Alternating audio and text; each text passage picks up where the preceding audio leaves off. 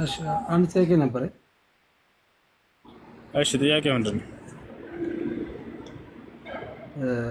እስልምና የአጎት ልጅና የአክስት ልጅ ማግባት ይቻላል ይባላል። ይህ ሰይጣናዊ ነው አይደለም? ይህ መልስ። ኦኬ ሰይጣናዊ ነው ብለህ ነው የምታምነው አንተ?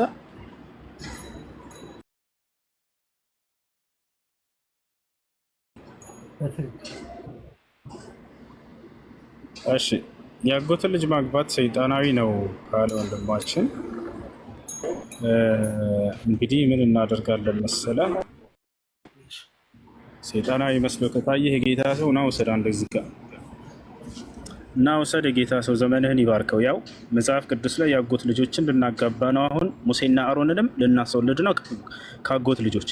ኦሪት ዘጸአት ምዕራፍ 6 ቁጥር 20 እንበረምም የአጎትን ልጅ ዮካብድን አገባ። ከዚያ እነማን ተወለዱ? አሮንና ሙሴንም ወለዱለት። የእንበረምም የህይወቱ ዘመን 137 ዓመት ነበር። ያሰላ የአጎትና የአጎት ልጆች ተጋብተው ሙሴና አሮንን ተወለዱ፣ በሰይጣናዊ መንገድ ማለት ነው። እንበለው ዮሴፍ እየሰማሁ ነው። ዮሴፍ እኛም ደንግጠናል። ስለዚህ የአጎትን ልጅ ያው ተጋብተው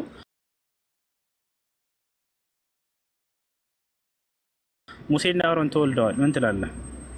ይሄ ነገር እስልምና ላይ ብቻ አይደለም፣ መጽሐፍ ቅዱስ ላይ ይሄ በዚህ ዓለም እናንተ የጻፋችሁት ነው። በእርግጠኝነት ወላሂ ያልጻፍ ነው መጽሐፍ ቅዱስ ነው።